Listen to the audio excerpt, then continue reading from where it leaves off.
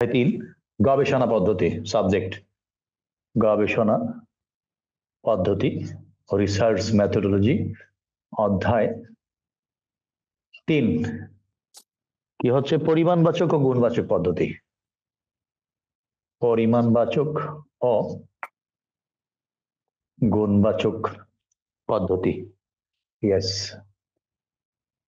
সবাই খেয়াল করি আমরা প্রথম টপিক জানবো স্ট্যাটিস্টিক্যাল ডিসিশন পরিসংখ্যানিক সিদ্ধান্ত এটা হচ্ছে 125 পেজের 3.53 এর 1 অনুচ্ছেদ পেজ 125 অনুচ্ছেদ যদি বলি 3 অধ্যায়ের 53 অনুচ্ছেদের 1 নাম্বার 3.53.1 খেয়াল করো পরিসংখ্যানিক সিদ্ধান্ত পরিসংখ্যানিক সিদ্ধান্ত স্ট্যাটিস্টিক্যাল ডিসিশন মনোযোগ সহকারে খেয়াল করি আমরা শুনি একটু বাস্তবে সমগ্রক হতে সমগ্রকের সকল তথ্য সংগ্রহ করা অসম্ভব সমগ্র কাকে বলা হয় এটা আগে জানতে হবে সমগ্রক বা পপুলেশন কি সমগ্রক কোন বৈশিষ্ট্যের সকল এককের তথ্য নিয়ে তথ্যকে বলা হয় বা কোন বৈশিষ্ট্য সকল এককের তথ্যের সেটকে বলা হয় সমগ্রক সমগ্রক বা কি তথ্য বিশ্ব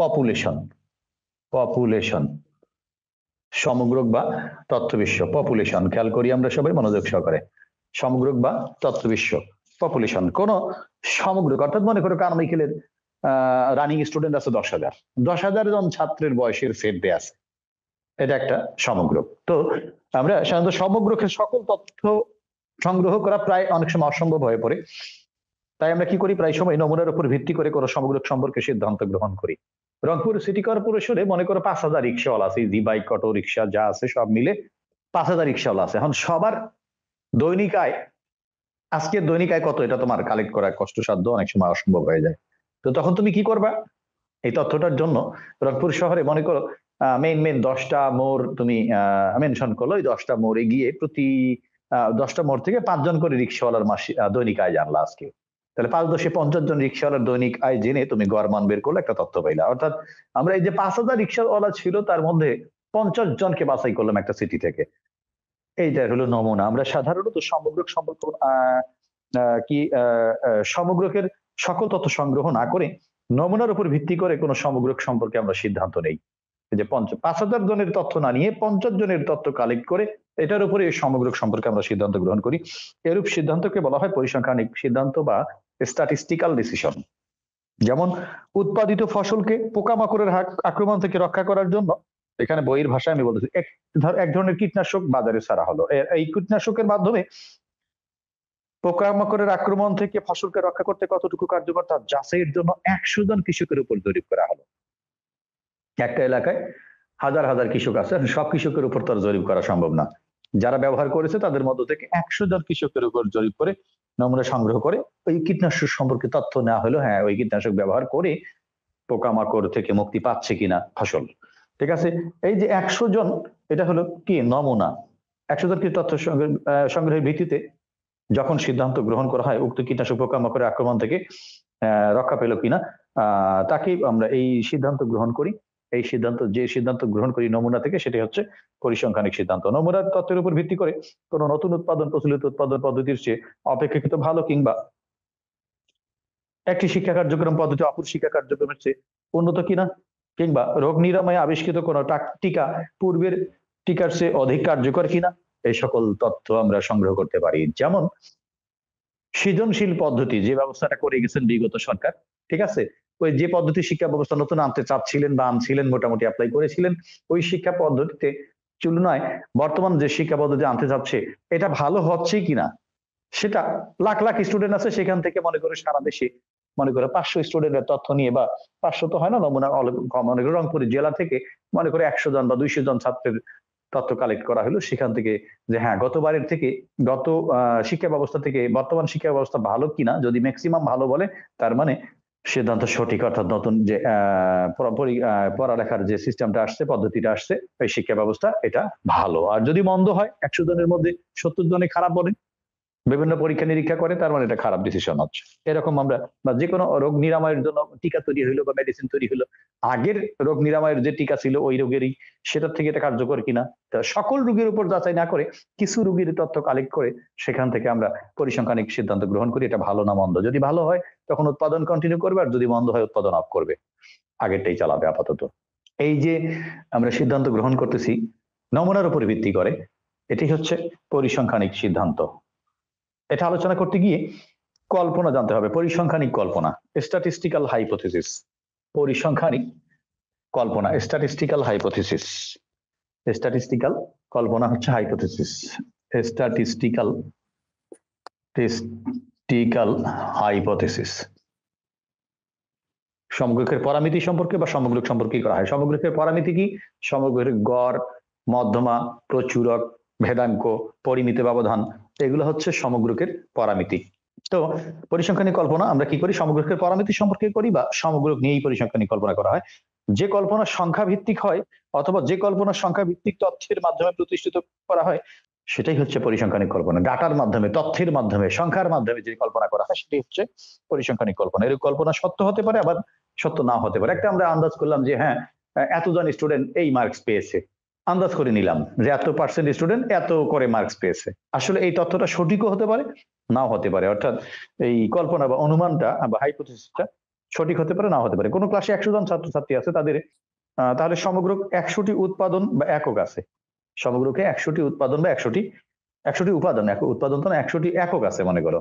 কোন কলেজের 100 জন ছাত্রছাত্রী আমরা আছে কোন ক্লাসে, তাহলে কি সমগ্রকের 100টি উপাদান বা একক আছে। মনে করি উচ্চতা এদের একটি বৈশিষ্ট্য, এটা চলক এক্স দ্বারা নির্দেশ করা হইলো। সমগ্রকের উচ্চতা 5.6 ফিট। 5. সমগ্রকের গড় উচ্চতা, এই যে 100 জন ছাত্রছাত্রীর গড় উচ্চতা আন্দাজ করা হইলো, কল্পনা করা হইলো 5.6 ফিট। তার মানে এটা কি সংখ্যার মাধ্যমে বলা হইলো। বা এই সমগ্রকের 100 জন ছাত্রের গড় ওজন মনে করো 62 কেজি, এটা কি সংখ্যার মাধ্যমে একটা কল্পনা করা হইলো। এটাই হচ্ছে পরিসংখ্যানিক কল্পনা। যাই হোক, এই পরিসংখ্যানিক কল্পনা দুই ধরনের হয়, নাস্তি কল্পনা বা শূন্য কল্পনা, আর একটা হচ্ছে বিকল্প কল্পনা। নাস্তি কল্পনা বা নাস্তি অনুমান, নাস্তি কল্পনা বা নাস্তি অনুমান বা শূন্য অনুমান, নাল হাইপোথিসিস, নাল হাইপোথিসিস। আর এটা হচ্ছে বিকল্প কল্পনা বা বিকল্প অনুমান, বিকল্প কল্পনা। এটা হচ্ছে নাল হাইপোথিসিসটা আগে দেখি। নাল হাইপোথিসিস অর কি এইচ জিরো, শূন্য কল্পনা। নাল মানে জিরো বা শূন্য কল্পনা, শূন্য কল্পনা। শূন্যর কারণে এখানে শূন্য আর জিরো ব্যবহার করে, এটাকে আমরা এইচ নট বলবো, এইচ ও বা শূন্য, এইচ জিরো। এইচ জিরো মানে কি শূন্য, মানে না কি নট বলা হয়। নিশ্চয় জিরো মানে কি এটাকে নট বলা হয় গাণিতিক ভাষায়। তো নাস্তিক কল্পনা হচ্ছে যে পরিসংখ্যানিক কল্পনা সত্য তো যাচাইয়ের জন্য গৃহীত হয়। সত্য কিনাটা যাচাই করার জন্য প্রথমে যে কল্পনা বা যে ধারণাটা করা হয় সেটি হচ্ছে নাস্তিক কল্পনা। অন্যভাবে যদি আমরা বলি, যে কোনো মৌলিক পরিসংখ্যানিক কল্পনা যাকে বর্জন বা বাতিলের জন্য যাচাই করা হয়। একটা আন্দাজ করলাম, এটা বাদ দেওয়ার ক্ষেত্রে বেশি টেন্ডেন্সি থাকবে। যাকে বর্জন বা বাতিলের জন্য যাচাই করা হয় তাকে বলা হয়, এটা আমি অ্যাকসেপ্টেবল নাও হতে পারে ম্যাক্সিমাম ক্ষেত্রে, এরকম মানসিকতা দিয়ে আন্দাজ করা হয়। ঠিক আছে, এটি হচ্ছে নাস্তিক কল্পনা। কোন নির্দিষ্ট সমগ্র পরামিতির, যেমন সমগ্রকের গড় বা সমগ্রকের মধ্যমা, সমগ্রকের গড় কি বলা হয়? মিউ দ্বারা নির্দেশ করা হয়, খেয়াল রাখবা। সমগ্রকের গড় মিউ বলা হয়, খেয়াল রাখবা। আর নমুনার গড় কি কিন্তু এক্স বার বলা হয়। সমগ্রকের গড় হচ্ছে মিউ। শোনো কি বলছে, কোন সমগ্রকের পরামিতির গড় বা কোন সমগ্রকের পরামিতির কোন সুনির্দিষ্ট মান কল্পনা করাই হচ্ছে মৌলিক কল্পনা বা নাস্তিক কল্পনা। উক্ত মৌলিক কল্পনা সম্পূর্ণরূপে বাতিল বা বর্জনের উদ্দেশ্যে গৃহীত পরিসংখ্যানিক কল্পনাই হচ্ছে নাস্তিক কল্পনা। নাস্তিক কল্পনা নির্দেশ করতে ওই যে আমি বলেছিলাম এইচ নট বা এইচ জিরো, শূন্য হাইপোথিসিস, শূন্য এইচ জিরো শূন্য hypothesis, null hypothesis, that mean H not যারা নির্দেশ করা হয়। মনে করো এইচ নট সংকেত ব্যবহার করা হয় একটি মুদ্রা নিরীক্ষণ করে মুদ্রাটি নিরপেক্ষ কিনা সে বিষয়ে সিদ্ধান্ত নিতে কল্পনা করা যেতে পারে মুদ্রাটি নিরপেক্ষ বা ঝোঁক শূন্য, ঝোঁক নাই, ঝুঁকি নাই, অর্থাৎ নিরপেক্ষ। এই অবস্থায় নাস্তিক কল্পনা হচ্ছে H not equal P equal half, P equal 1/6, অর্থাৎ প্রবাবিলিটি, ওই মুদ্রা কি ঝোঁকশূন্য, অর্থাৎ ঝোঁকশূন্য বলতে বোঝাচ্ছে মুদ্রাটি হেড হওয়ার সম্ভাবনা বা টেইল হওয়ার সম্ভাবনা হাফ। প্রবাবিলিটি অফ কি বোঝাচ্ছে, H not P equal half, H not P equal half. অর্থাৎ যেমন আবার বলতে পারি এইচ নট সমগ্রকের গড় মিউ ইকুয়াল 50, বা একটু আগে যেটা বলেছিলাম 100 জন ছাত্র আছে, তাদের গড় উচ্চতা 5.6 ফিট, সমগ্রকের গড় মিউ ইকুয়াল, এটা কি বর্জনের জন্যই নেওয়া হয়েছে প্রাথমিক কল্পনা, এটি হচ্ছে নাস্তিক কল্পনা, এটা বাতিল হয় সম্ভাবনা বেশি। অর্থাৎ সমগ্রকের গড় মিউ ইকুয়াল 5.6 ফিট। বা এখানে বলেছে ছক্কা নিক্ষেপ পরীক্ষায় একটা ছক্কাটি নিরপেক্ষ বা ঝোঁক শূন্য হওয়ার প্রবণতা পি ইকুয়াল 1/6। একটা ছক্কায় কয়টা রেজাল্ট? 6টা। যদি প্রতিটা ফলাফল আসার সম্ভাবনা 1 ওঠার সম্ভাবনা, 2 ওঠার সম্ভাবনা, 3 ওঠার সম্ভাবনা, 4 ওঠার সম্ভাবনা, 5 ওঠার সম্ভাবনা, 6 ওঠার সম্ভাবনা, প্রত্যেকটাই ওঠার সম্ভাবনা 1/6 হয়, তার মানে ছক্কাটি নিরপেক্ষ। তদ্রুপ একটা মুদ্রায় দুইটা পিঠ, হেড আর টেইল, হেড ওঠার সম্ভাবনা 1/2, টেইল ওঠার সম্ভাবনা 1/2। কারণ কি, ওই যে সম্ভাবনা ইকুয়াল আমরা কি জানি, অনুকূল ফলাফল বাই মোট ফলাফল। কোনো ঘটনা ঘটার সম্ভাবনা আমরা 3rd ইয়ারে পরিসংখ্যানে শিখেছি, কোন ঘটনা ঘটার সম্ভাবনা ইজ ইকুয়াল ঘটনাটির অনুকূল ফলাফল সংখ্যা বাই মোট ফলাফল সংখ্যা। নমুনা ক্ষেত্রে মোট ফলাফল সংখ্যা, ঘটনাটির অনুকূল ফলাফল সংখ্যা বাই নমুনা ক্ষেত্রে মোট ফলাফল সংখ্যা, অনুকূল ফলাফল সংখ্যা বাই নমুনা ক্ষেত্রের মোট ফলাফল সংখ্যা। তার মানে একটা মুদ্রায় কয়টা পিঠ? দুইটা পিঠ। তুমি হেড চাচ্ছ, দুইটা পিঠ, একটা মুদ্রায় দুইটা সাইড, দুই দিক, হেড আর টেইল। প্রথম ফ্রন্ট সাইডকে বা একটা সাইডকে বললা হেড, পরের সাইডকে বললা টেইল। হেড মানে মাথা, টেইল মানে কি লেজ। তাহলে একটা কয়েন তুমি নিক্ষেপ করলা, যদি হেড ওঠার সম্ভাবনা, হেড উঠলে একটা কয়েন একবার নিক্ষেপ করলে মোট ফলাফল কয়টা? 2, হেড আর টেইল, মোট ফলাফল নিচে। আর হেড উঠার অনুকূল ফলাফল, হেড উঠলে কতবার উঠবে? একবারই উঠবে, কারণ হেড তো একটাই আছে, একবার নিক্ষেপ করলে কি একবারই উঠবে, অর্থাৎ অনুকূল ফলাফল হবে মোট ফলাফল। মুদ্রার ক্ষেত্রে প্রবাবিলিটি ইকুয়াল হাফ যদি হয়, অর্থাৎ 1/2 হয়, সেটা হেড উঠুক আর টেল উঠার সম্ভাবনা হোক বা হেড উঠার সম্ভাবনা হোক, যদি 1/2 হয় তাহলে মুদ্রাটি নিরপেক্ষ। আর ছক্কার ক্ষেত্রে নাল হাইপোথিসিস, মনে করো পি ইকুয়াল যদি 1/6 হয়, একটা ছক্কায় 6টা পিঠ, 1 2 3 4 5 6, মনে করো 1 উঠার সম্ভাবনা, একটা ছক্কা একবার নিক্ষেপ করলে 1 উঠলে একটাই উঠবে, অনুকূল ফলাফল 1, আর ছক্কা মোট ফলাফল 6। বা একটা ছক্কা একবার নিক্ষেপে 2 উঠার সম্ভাবনা, 2 উঠলে কি একবারই উঠবে, 2 অনুকূল ফলাফল 1, মোট ফলাফল হচ্ছে 6, অনুকূল ফলাফল বাই মোট ফলাফল 1/6। আশা করি তোমরা বুঝেছো। অর্থাৎ এটা হচ্ছে নাল হাইপোথিসিস। তো বিকল্প কল্পনাটা দেখো, অল্টারনেটিভ হাইপোথিসিস, বিকল্প কল্পনা বা বিকল্প অনুমান, অল্টারনেটিভ হাইপোথিসিস, অল্টারনেটিভ হাইপোথিসিস। এই এ প্রতীক দ্বারা নির্দেশ করা হবে অলওয়েজ অল্টারনেটিভ হাইপোথিসিস। অর্থাৎ নাল হাইপোথিসিসের বিপরীতটা, উল্টাটাই হচ্ছে অল্টারনেটিভ হাইপোথিসিস। এটা যদি সমগ্রকের গড় মিউ ইকুয়াল 50 হয় বা সমগ্রকের গড় মিউ ইকুয়াল 5.6 হয়, যদি নাল হাইপোথিসিস সমগ্রকের গড় মিউ ইকুয়াল 5.6 হয়, তাহলে অল্টারনেটিভ হাইপোথিসিস অলওয়েজ এর বিপরীতে। এটার যদি সমান হয়, 5.6 এর সমান হয়, তাহলে এটা সমান নয়। খেয়াল রাখবা, এটা বা এটা, মানে অল্টারনেটিভ এইটা বা ওইটা, অর্থাৎ যেটার বিকল্প আরেকটা হবে, এটা হতে পারে বা অন্যটা উল্টাটা হতে পারে, সেটাই বলছে অল্টারনেটিভ হাইপোথিসিস। অর্থাৎ যে কল্পনার বিপরীতে নাস্তিক কল্পনাকে যাচাই করা হয়, যে কল্পনার বিপরীতে নাস্তিক কল্পনাকে যাচাই করা হয় তাকে বলা হয় বিকল্প কল্পনা। বা অর্থাৎ নাস্তিক কল্পনা H0-তে সমগ্র পরামিতির গৃহীত মান ব্যতীত সমগ্র পরামিতির ভিন্নতর মান কল্পনা করাকে বলা হয় নাস্তিক কল্পনায়। সমগ্রকের পরামিতি সম্পর্কে যে মানটা আমি গ্রহণ করতেছি, আর বিকল্প কল্পনায় তার বিপরীতটা আমি কল্পনা করব, ভিন্নতর কল্পনা করব, তার ভিন্ন। অর্থাৎ নাস্তিক কল্পনা যেটা ভাবা হয়েছে সমগ্রকের পরামিতি সম্পর্কে, অল্টারনেটিভ হাইপোথিসিস বা বিকল্প কল্পনায় তার থেকে আলাদাটা ভাবা হবে, আলাদাটা কল্পনা যেটা করা হয় আলাদা বা ভিন্নতা, সেটাই হচ্ছে অল্টারনেটিভ হাইপোথিসিস। মুদ্রা নিক্ষেপ পরীক্ষার মাধ্যমে কোন একটি মুদ্রা নিরপেক্ষ বা ঝোঁকশূন্য কিনা তা যাচাইয়ের জন্য আমরা ধরেছিলাম কি, null hypothesis P equal half, probability P equal half. আর অল্টারনেটিভ হাইপোথিসিস হবে P is not equal half, তার মানে পি এর মান হাফের, প্রবাবিলিটি পি এর মান। অল্টারনেটিভ হাইপোথিসিস দেখো, যদি আমি বলি পি ইকুয়াল হাফ, 1/2 মানে কি হাফ, তাহলে অল্টারনেটিভ হাইপোথিসিস আমি বলতে পারি P is not equal half, বা P is greater than half, বা P is less than half, অর্থাৎ এটা থেকে আলাদা ভাববো আমি। এটা হচ্ছে অল্টারনেটিভ হাইপোথিসিস, বিকল্প কল্পনা বা বিকল্প অনুমান। এরপরে আসো, যেমন বিকল্প কল্পনা কি হবে তা মূলত নাস্তিক কল্পনার উপরেই নির্ভর করে। যেমন নাল হাইপোথিসিস মিউ ইকুয়াল 0 হয়, তাহলে বিকল্প কল্পনা হতে পারে মিউ ইজ গ্রেটার দেন 0 বা মিউ ইজ লেস দেন 0 বা mu is not equal 0। Null hypothesis 0 সমান হলে অল্টারনেটিভ হাইপোথিসিস হবে 0 সমান নয়। এইভাবে আমরা দেখব। আদর্শ বিচ্যুতি বা পরিমিত ভ্রান্তি। দেখো, আদর্শ বিচ্যুতি বা পরিমিত ভ্রান্তি, বিচ্যুতি বা পরিমিত ভ্রান্তি, আদর্শ বিচ্যুতি বা পরিমিত ভ্রান্তি, স্ট্যান্ডার্ড ইরর।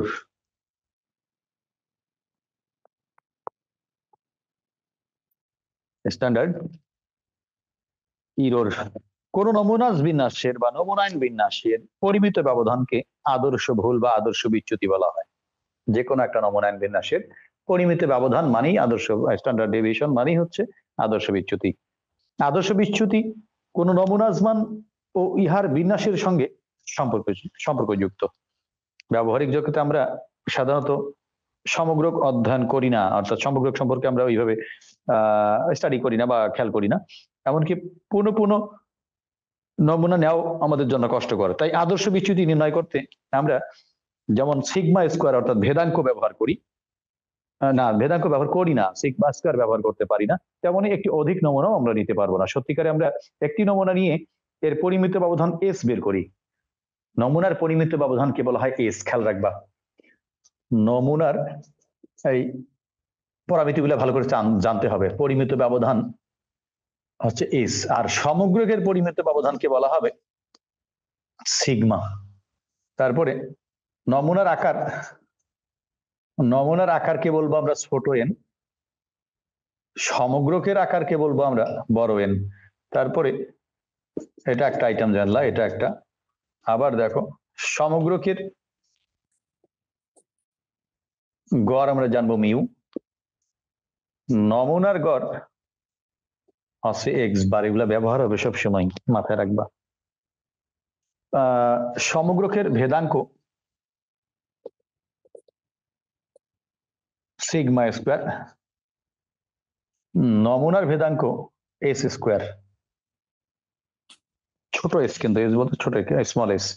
এখন দেখো এখানে যেমন এস ব্যবহার করা হয়েছে, আমরা একটি নমুনা নিয়ে এর পরিমিত ব্যবধান এস বের করি, অতঃপর এক্স বারের আদর্শ বিচ্যুতি আমরা যেভাবে গণনা করতে পারি সেটা হচ্ছে sigma X bar is equal X bar নমুনার গড়, একটি নমুনার গড় এক্স বার এর আদর্শ বিচ্যুতি sigma X bar is equal 1 by না S by root over of N, S by root over of N. S কি? নমুনার পরিমিত ব্যবধান। ছোট এন কি? নমুনার আকার, স্কোয়ার রুট নমুনার আকার। নমুনার পরিমিত ব্যবধান বাই স্কোয়ার রুট নমুনার আকার। এটি হচ্ছে সিগমা এক্স বার, অর্থাৎ একটি নমুনার গড়ের আদর্শ বিচ্যুতি। এখানে সিগমা দ্বারা আদর্শ বিচ্যুতি বোঝানো হচ্ছে। আদর্শ বিচ্যুতি সাধারণত কল্পনা যাচাই বা ব্যক্তি প্রাক্কলন বা নিরূপণে ব্যবহার করা হয়। আদর্শ বিচ্যুতি কল্পনা যাচাই ব্যবহার করা হয়। কেন্দ্রীয় সীমা উপপাদ্য বা গড় অভিমুখী উপপাদ্য, সিএলটি, সেন্ট্রাল লিমিট থিওরেম, সংক্ষেপে আমরা বলতাম সিএলটি।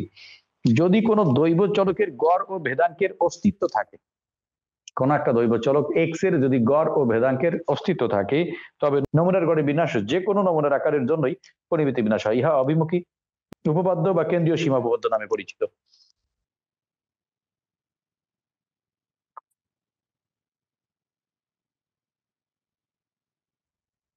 টেস্ট অফ হাইপোথিসিস, কল্পনা যাচাই। কি বলেছে কল্পনা যাচাই? নমুনা তথ্যের ভিত্তিতে সমগ্রকের পরামিতি সম্পর্কে সিদ্ধান্ত গ্রহণের ক্ষেত্রে দুই ধরনের কল্পনা বিবেচনা করা হয়। আবারও শুনি, নমুনা তথ্যের ভিত্তিতে সমগ্রকের পরামিতি সম্পর্কে যখন আমরা কোনো সিদ্ধান্ত নেই, সেক্ষেত্রে দুই ধরনের কল্পনা বিবেচনা করি। প্রথম হচ্ছে নাস্তিক কল্পনা মানে নাল হাইপোথিসিস, আর একটা হচ্ছে বিকল্প কল্পনা মানে অল্টারনেটিভ হাইপোথিসিস। নমুনা তথ্যের ভিত্তিতে এই কল্পনা সমূহ গ্রহণযোগ্য নাকি বাতিল হবে, আমরা যে কল্পনা করতেছি সে ব্যাপারে সিদ্ধান্ত গ্রহণের পরিসংখ্যানিক পদ্ধতিকেই বলা হয় পরিকল্পনা পরীক্ষা বা অনুমান পরীক্ষা বা প্রকল্প যাচাই বা সিদ্ধান্ত গ্রহণের নিয়ম ইত্যাদি। Decision rule. কোন নির্দিষ্ট কল্পনা সত্য বলে যদি মনে করার পর যদি দৈব নমুনার পর্যবেক্ষণে প্রাপ্ত ফলাফলের সাথে উহার উল্লেখযোগ্য পার্থক্য দেখতে পাই আমরা, তবে উক্ত পর্যবেক্ষিত পার্থক্যকে তাৎপর্যপূর্ণ বলা যেতে পারে এবং কল্পনাটি বর্জন করা যেতে পারে। মনে করো আমরা কোন একটা নমুনা থেকে যে ফলাফল পাইলাম সেটার সাপেক্ষে সিদ্ধান্ত গ্রহণ করলাম, সিদ্ধান্ত গ্রহণ করে আবার পরিসংখ্যানিক পরীক্ষা চালাইলাম যে দেখো কোন একটা নির্দিষ্ট কল্পনা সত্য বলে অনুমান করার পর যদি নমুনা পর্যবেক্ষণ করলাম, আমরা পর্যবেক্ষণ করে যে ফলাফলটা পাইলাম সেই ফলাফলের ভিত্তিতে দেখলাম আমরা যে শুরুতে ধারণাটা করেছিলাম সেটা কি সাংঘর্ষিক, মানে ওটার উল্টাটা, এবং পরে যেটা ফলাফল আমরা পাইলাম গবেষণা করে সেটা যদি তাৎপর্যপূর্ণ হয় তাহলে কি আগের যেটা আমরা আন্দাজ করছি সেটা বাতিল বলে গণ্য করব। যেমন এখানে কল্পনাটি কি বর্জন করা হতে পারে, যেমন আমরা বলতে পারি একটা ছক্কা 10 বার নিক্ষেপ করা হলে যদি 6 ফোঁটা মানে 9 বার ছক্কা যদি 9 বার উপরে ওঠে তবে ছক্কাটি নিরপেক্ষ বা ঝোঁকশূন্য। কল্পনাটি নিয়ে সন্দেহের কারণে কল্পনাটি বর্জনের প্রশ্ন উঠতে পারে। আমরা একটা ছক্কাকে মনে করো ধরলাম এটা নিরপেক্ষ, কিন্তু ছক্কাটা 10 বার নিক্ষেপ করলাম, 10 বারের মধ্যে 9 বারই 6 উঠেছে, মানে 6 ফোঁটা উঠেছে। ছক্কাটি 10 বার নিক্ষেপ করলাম, 9 বারই কি আসছে, 6 উঠছে, অর্থাৎ 6 ফোঁটা উঠেছে। তার মানে কি অবশ্যই এটা নিরপেক্ষ না, 6 এর দিকে বা ছক্কার দিকে 6 ফোঁটা 6 ফোঁটা যেখানে আসে সেই পাশে হয়তো বা কোনো ধরনের ওজনে বা যে কোনো তলে কম বেশি আছে বিধায় 10 বারে 9 বারই তো ছক্কা উঠতে পারে না। তখন আমরা কি করি, যে প্রথমে যে ভাবছিলাম এটা নিরপেক্ষ, এই ডিসিশনটা আসলে আমাদের ভুল, ওইটা বাদ দিয়ে আমরা এটাকে নিরপেক্ষ নয় মানে পক্ষপাতিত্ব, অর্থাৎ এটা ঝামেলা আছে, অর্থাৎ ঝোঁকশূন্য নয়, অর্থাৎ আগের কল্পনাটা আমরা বর্জন করি। তবে কল্পনাটি বর্জন করার ক্ষেত্রেও ভুল হতে পারে। আমরা যে বর্জন করলাম যে হ্যাঁ এটা নিরপেক্ষ, এটা যে বাদ দিলাম সেটার ক্ষেত্রেও আবার ভুল হতে পারে। কেননা এটি ঝোঁকশূন্য ছক্কার 10 বার নিক্ষেপে 6 ফোঁটা বিশিষ্ট তল 9 বার উপরে ওঠার বিষয়টি একেবারেই যে অসম্ভব হবে তাও তো না, কারো হাতে তো আসতেও পারে। তার মানে কি এটাও হতে পারে ওটাও হতে পারে। যে সকল পদ্ধতি প্রত্যাশিত ফলাফল থেকে পর্যবেক্ষিত নমুনার উল্লেখযোগ্য পার্থক্য নির্ণয় পূর্বক কোনো কল্পনা গ্রহণ বা বর্জনের সিদ্ধান্ত গ্রহণে সাহায্য করে তাদেরকে বলা হয় কল্পনা যাচাই বা যথার্থতা যাচাই বা সিদ্ধান্ত নির্ণয়ের বলল। অর্থাৎ কোনটা কি হবে, এটা যে পদ্ধতির সাহায্যে, অর্থাৎ কোনটা সঠিক হবে সেটা যাচাই করার জন্য যে আমরা পরিসংখ্যানিক সিস্টেম করি, যে সকল পদ্ধতি প্রত্যাশিত ফলাফল থেকে পর্যবেক্ষিত নমুনার উল্লেখযোগ্য পার্থক্য নির্ণয়পূর্বক কোনো কল্পনা গ্রহণ বা বর্জনের সিদ্ধান্ত নেওয়া হয় বা সিদ্ধান্ত গ্রহণে সাহায্য করে, ওই পদ্ধতিটি হচ্ছে যথার্থতা যাচাই বা সিদ্ধান্ত গ্রহণের নিয়ম বা কল্পনা যাচাই। এই কল্পনা যাচাইয়ের ধাপ আছে 7টা। প্রথমত নাস্তি কল্পনা এবং বিকল্প কল্পনা আমরা অনুমান করব, নির্ণয় করব। তারপরে যথার্থতার মাত্রা নির্ধারণ করব, ঠিক আছে, এখানে দেয়া থাকবে আস্থা সীমা থাকবে, গুরুত্বের স্তর, আস্থা সীমা, ঠিক আছে, কনফিডেন্স ইন্টারভ্যাল দেওয়া থাকবে, সেখান থেকে যথার্থতার মাত্রা বের করে নিয়ে আসতে হবে। এটা আমি দেখাবো আগামী ক্লাসে, আজকে সম্ভব না। তারপরে যাচাই নমুনাজ মান নির্ধারণ করতে হবে, এরপরে বর্জন গ্রহণ এলাকা নির্ধারণ করতে হবে, সংজ্ঞায়িত করতে হবে, সিদ্ধান্ত গ্রহণ করতে হবে কিভাবে সেটা নিয়ম জানতে হবে, প্রয়োজনীয় গণনা করতে হবে, পরিসংখ্যানিক সিদ্ধান্ত গ্রহণ, সর্বশেষে কমেন্ট করতে হবে যে নাস্তি কল্পনা গ্রহণ বা বর্জন, ঠিক আছে, এইভাবে কমেন্ট করতে হবে। তো আমি এটা আগামী ক্লাসে বাকি আলোচনা করব।